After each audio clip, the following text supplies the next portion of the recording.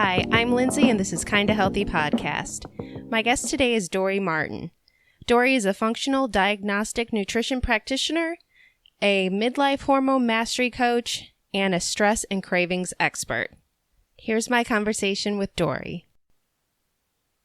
Nice to meet you. Nice to meet you too, Dori. Thanks so much for taking the time to come and talk to me today. Oh, yeah, absolutely. Excited to be here. Right. So what I'm interested in talking to you about is stress, because I know you're a stress and cravings expert. So I know a lot of times people are used to the idea of having stress, but I want to know what you would suggest somebody do about it. So what would you call hidden stress? How would somebody recognize that? Yes, that's such a good question. There are so many aspects to it. I come from the world of weight loss, and I decided to transition into rapid cravings because that's sort of the underlying thing that's presenting or preventing people from being able to complete a diet or nutrition program successfully, because emotional eating and cravings are tied into that. But when you're asking about stress in particular, it's really interesting because a lot of us are under chronic stress and don't really know about it because it's become our normal. Right. And so I would identify stress as basically everybody is under stress at this point because it's any change in environment and the need to adapt to it. And of course, there's positive stress called eustress, and that's good. It's excitement, adrenaline, like if you like skydiving, those kinds of things. It's fun doing a podcast and meeting new people. That's a lot of fun. It's a good source of stress.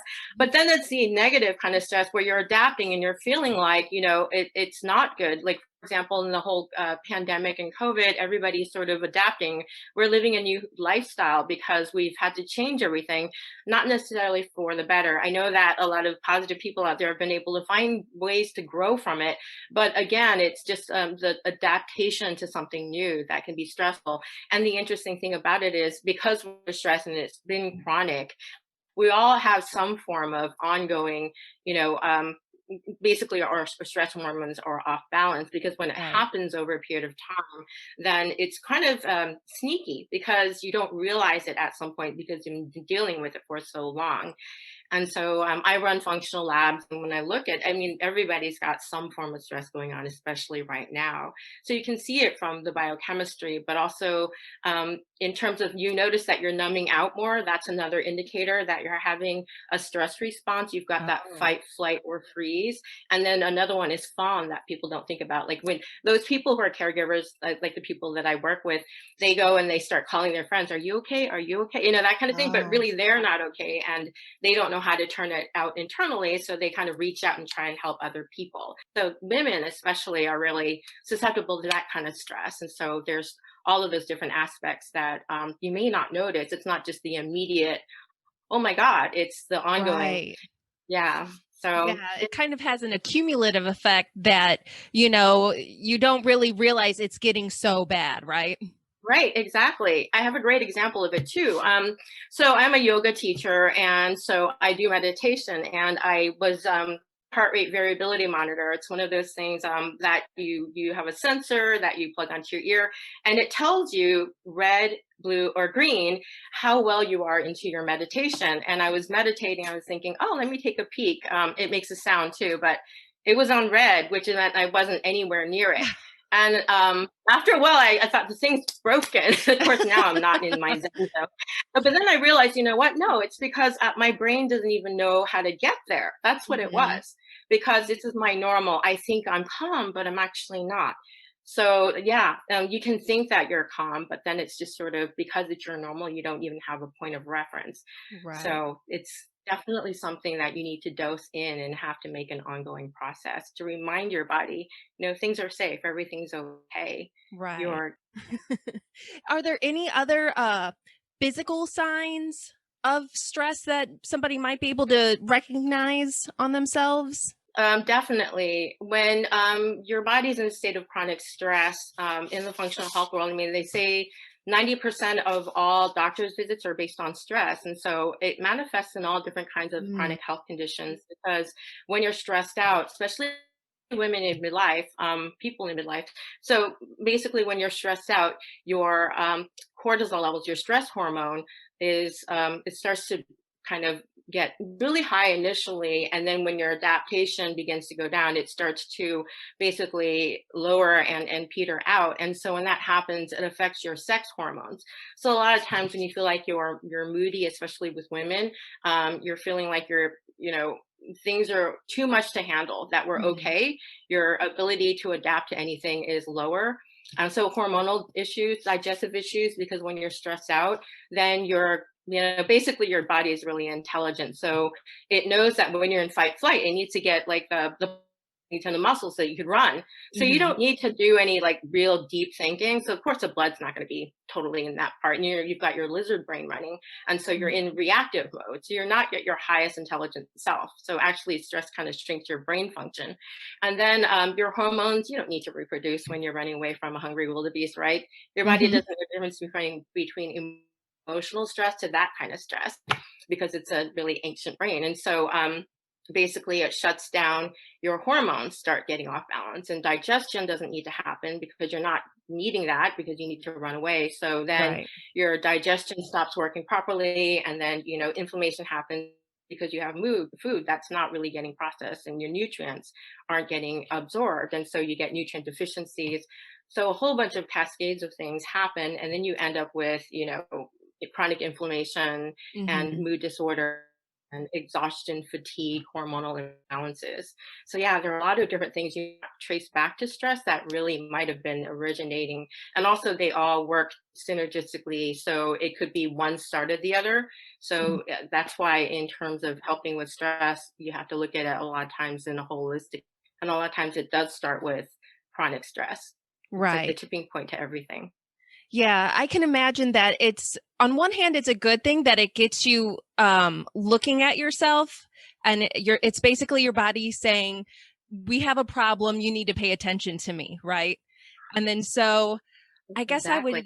I would ask but that's a slippery slope too, because if you don't recognize that the root may be stress, it's really easy to fall into trying to treat the symptoms, especially when you go to the doctor. That's what they're looking for, that's what they're trying to treat, right? So how do you, i guess I guess the best thing to do would be preventative, right? So Mhm.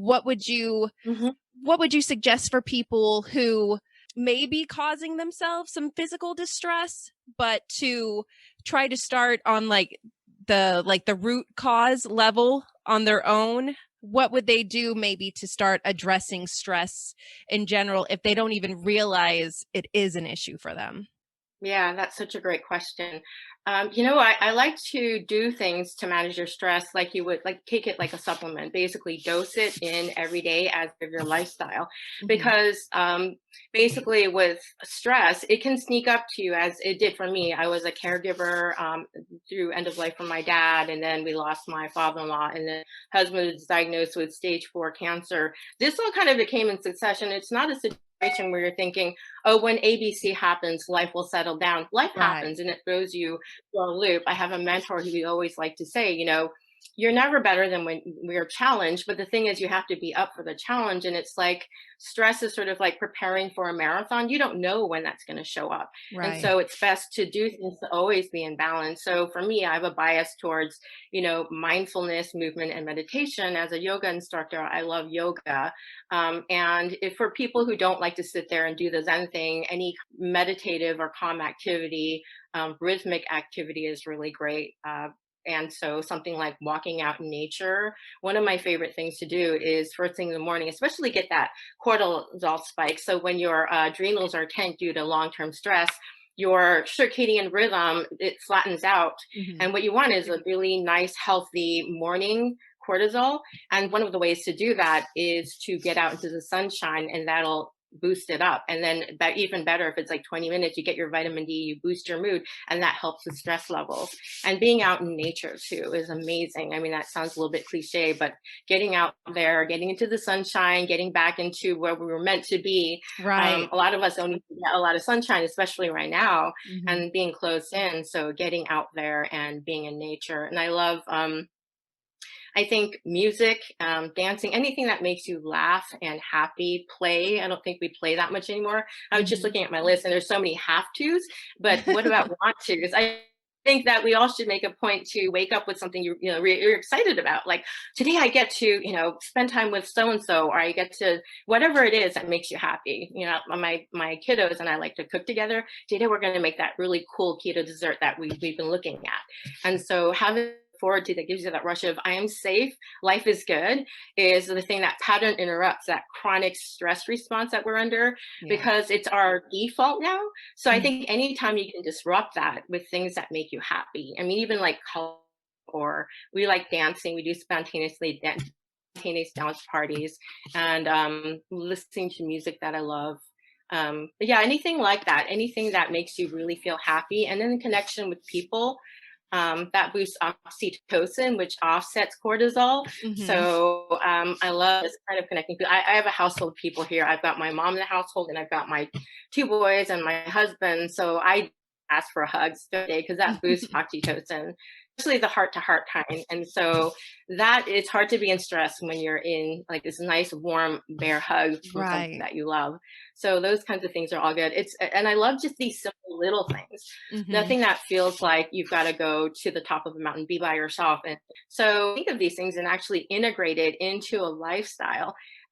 Make sure that it's even if you have to just schedule it in initially, it becomes automatic, because it's you get caught in a project or work, or a lot of us are working from home right now, so there's not that separation between work and home life. It's all blending. I do my yoga over there, I do my study over here, and Right. work over here, and then you know It is really easy to only focus on the things that you feel you have to do, and that there are a lot of little things you can do to help yourself out with stress and everything, but also make a list for those things too. So then when you do have a little bit of downtime, you can look at your list and be like, "Oh yeah, I wanted to do that." Because sometimes when you're in the moment, you can forget.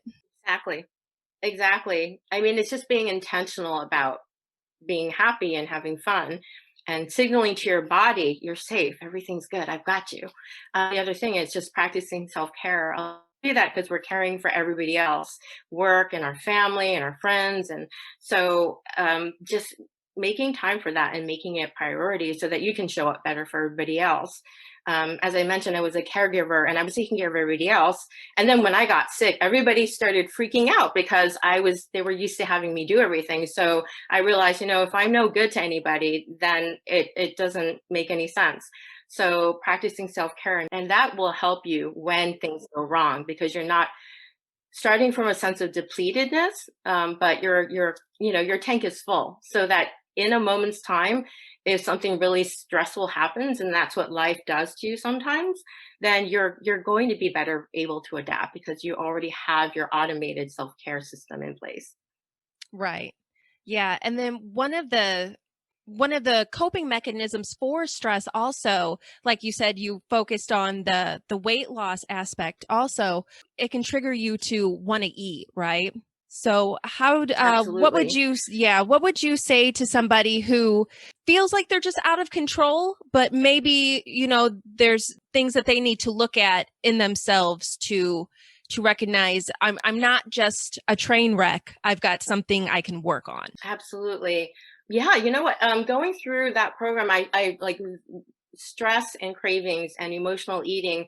There's so many different aspects, and there are a lot of really great programs. What I found though, being emotional eating for a lifetime, and I've also done coaching programs for people for weight loss resistance. What I realized that is that there are so many different aspects that include environmental, emotional, and biochemical. And so you want to be able to look at all those and that. But just to kind of go over some of the things to look for example, it's that chronic stress. Chronic stress has a domino effect, causes all of those things that can cause cravings on a biochemical level, because when your hormones are off balance, then your neurotransmitters are off balance, your feel good chemicals get depleted, be Right. the thing biochemically that's causing cravings. And it's really hard to offset that when you have that happening. And also blood sugar imbalance. And when you're eating, the more sugar you eat, the more you want. But when you're stressed, the counterbalance to cortisol is insulin. So it's one of those things where you kind of end up eating sugar, then you want more sugar and get into that cycle. So blood sugar imbalance caused by maybe initially stress. Again, it's like all interconnected. And then you could have a pathogen, and we do that through lab testing to find out. But it could be maybe you have candida. Candida will cause weight gain, brain fog, and fatigue, and it'll cause carb cravings. So it's the biochemical, and then you've got the environmental or habitual. All the foods that we're eating, a lot of the processed foods have chemicals that were designed to be addictive, and so you crave it. I mean, they literally put, like, MSG is something that is given to rats to make them fat, but they're also very addictive. And so we have a lot of foods in our diet nowadays that have chemicals that cause you to want to crave food, even when you're actually not very hungry, or they don't have any nutrients. So you're eating a lot of it, but your body really wants nutrition. It knows when it's not getting nutrition. So you'll crave food, but you're giving it the food with no nutrients, and it just starts the cycle. And then also there's like that Pavlovian environmental, like, when I go to movies, I like popcorn, not the same, right? So it's that kind of a thing. Or, I always have dessert after dinner. So then, even now, after dinner, if I'm watching a movie, I always feel like, I've got to do something. And this is where that list comes in. Maybe I've got something I'm working with my hands. Maybe I'm knitting, or maybe, there's something else that's going on, so that I can't be doing this designed to do because of my upbringing. And then there's the emotional components of stress.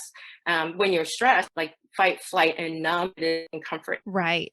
Habit can be a big part of it, right? Absolutely comforting. And I remember I went on a scream, I'd be agitated, and you get some chips or something, you're crunching on it, and it's strangely satisfying.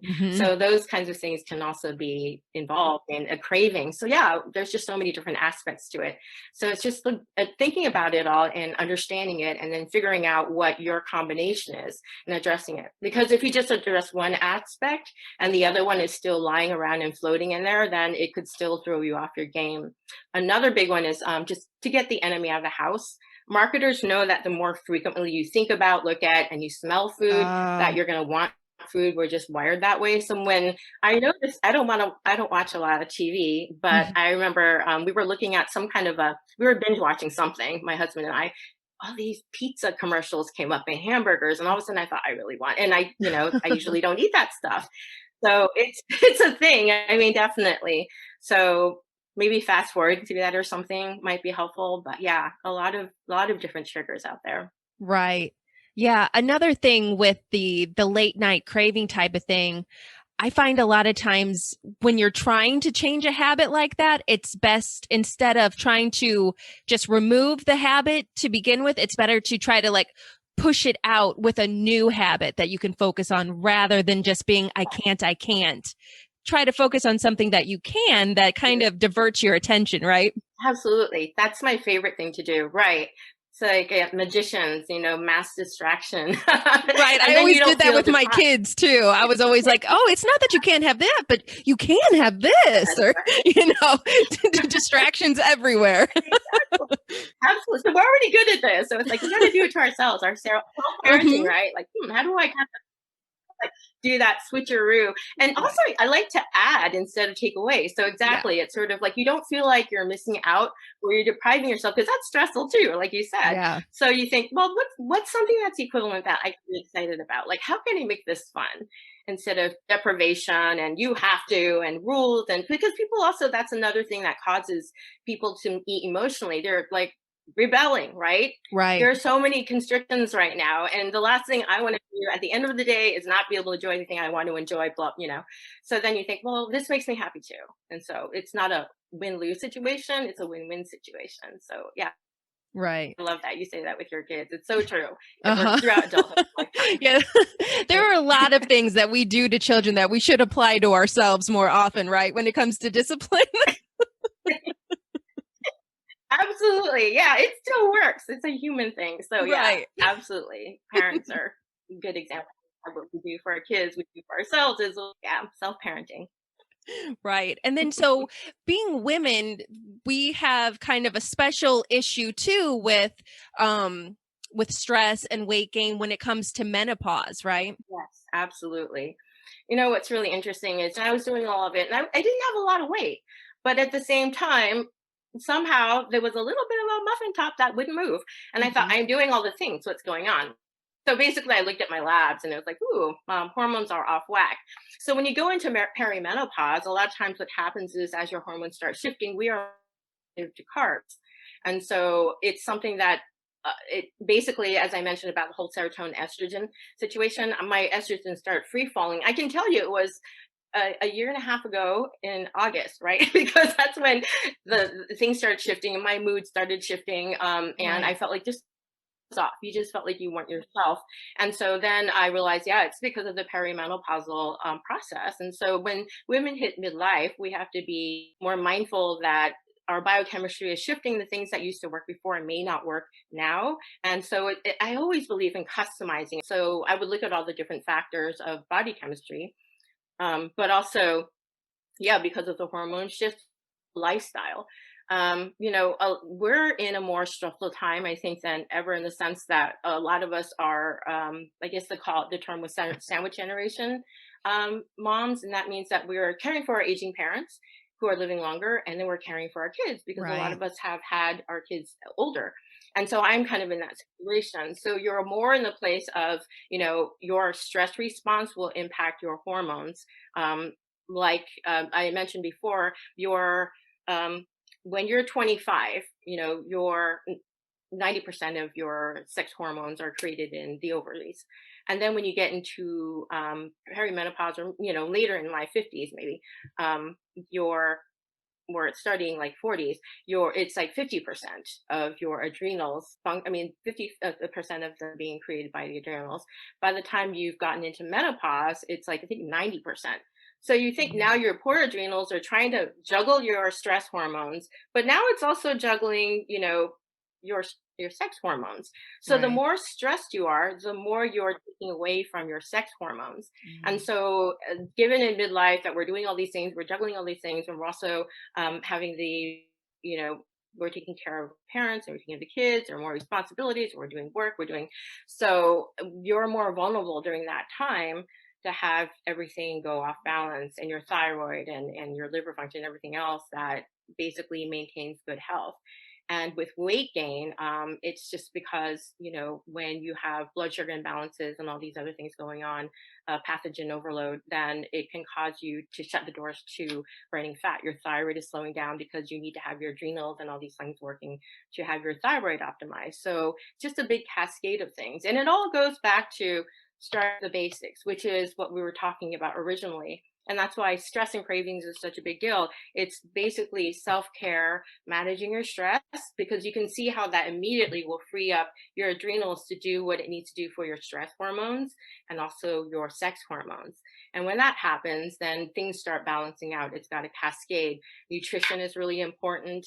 What you put in your mouth is either going to help amplify your health or it's going to cause Right. additional stress in your body. So all of that comes into play. So as women, it's really important to build all of those different aspects. And as we're caring for other people, a lot of times self-care falls off the list.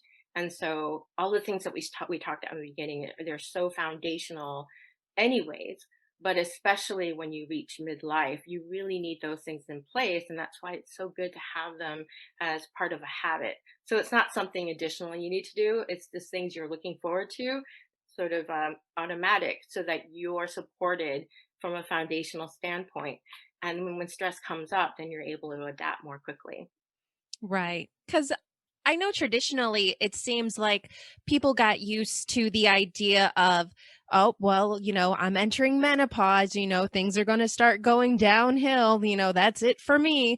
But, you don't really have to give up on yourself like that. It doesn't, I mean, there's ways to deal with, Absolutely. your new issues you may be facing, but there's no reason that you need to slow down or even really change your attitude about your life, right? Absolutely. Yes. I love that you say that. One of the things I like to say is this is a really good time to be in midlife, because we have so much information now. There's so much new research about anti-aging, and there's so much new research about things that we can do that can help us maintain our health and vitality for the duration. And the thing about the medical model of care is that it's designed, it's got its zone of genius. If you have like some kind of structural damage, acute-ish situation, they are genius. I mean, if I have like a broken bone, I will not see a functional doctor and take an herb to get rid of it, maybe Mhm. after it's repaired. But then with chronic conditions, we're looking at the body chemistry, and that's where functional medicine has its zone of genius and where it bridges the gap. And so, yes, absolutely. Because right now, menopausal or perimenopausal women are underserved. I mean, a lot of them really don't focus a lot on people in my age group, probably not yours, I'm 50. But they're not focusing on that.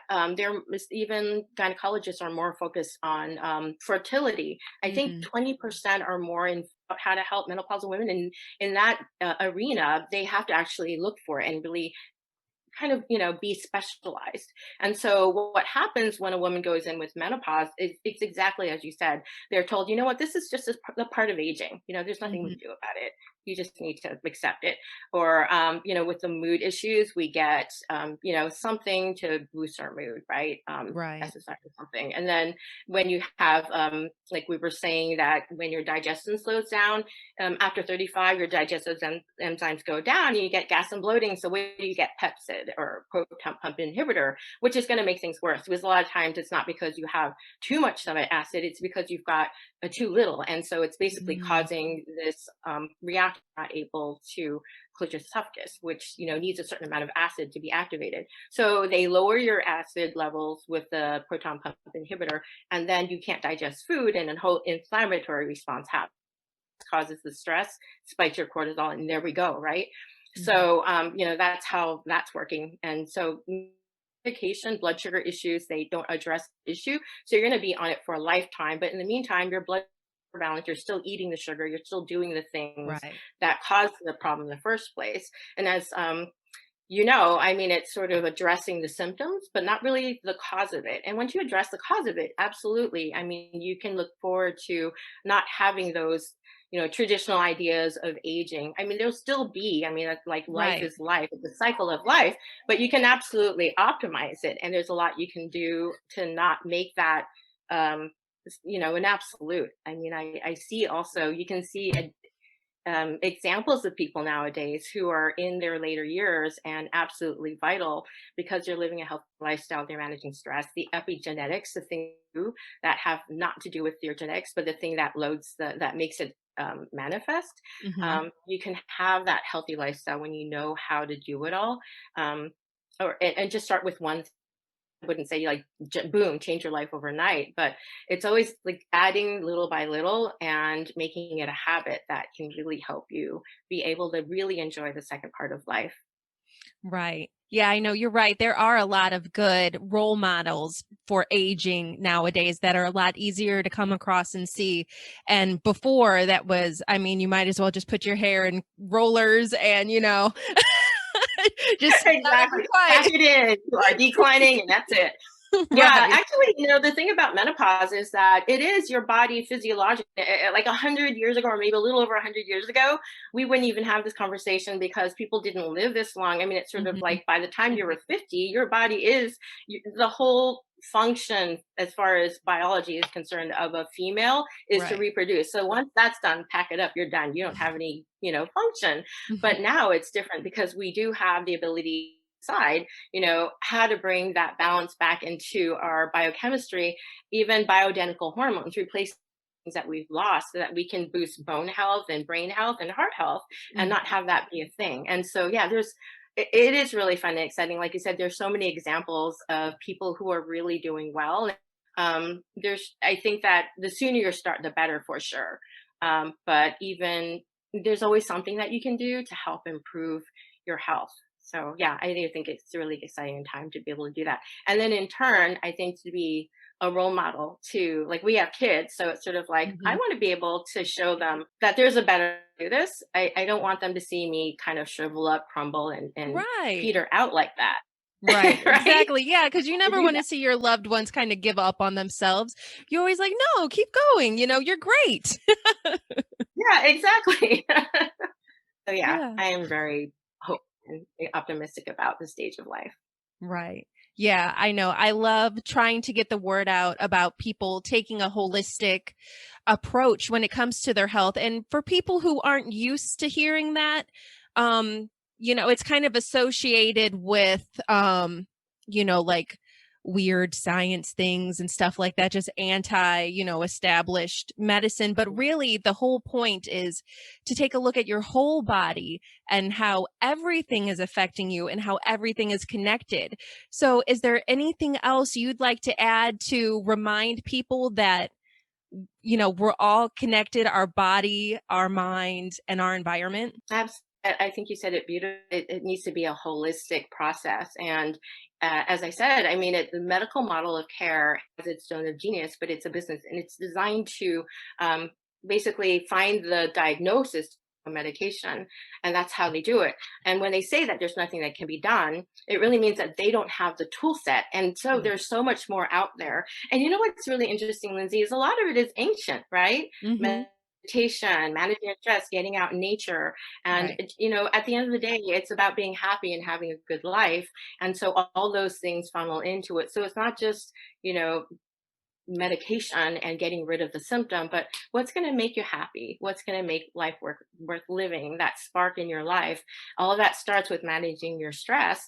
But then there are so many different things you can do with your physiology, your chemistry. And it doesn't have to be something crazy or nuts. I didn't think I would be one of those people. And it just steps little. And also connecting with people who are like-minded, because I think that a mentor of mine used to say, a rising tide lifts all boats. Find people who are interested in this sort of thing, connect with them, and then it helps get inspired and being more open to what's. Right. Well, thank you again, Dori. I really appreciate you taking the time to come and talk to me today. Thank you. It's been so much fun. I appreciate it. To find out more about Dori, you can check out DoriMartin.com and DoriMartin_coach on Instagram. And make sure to follow Kinda Healthy Podcast on Instagram to know about new episodes and more. Thanks for listening. Talk to you next time.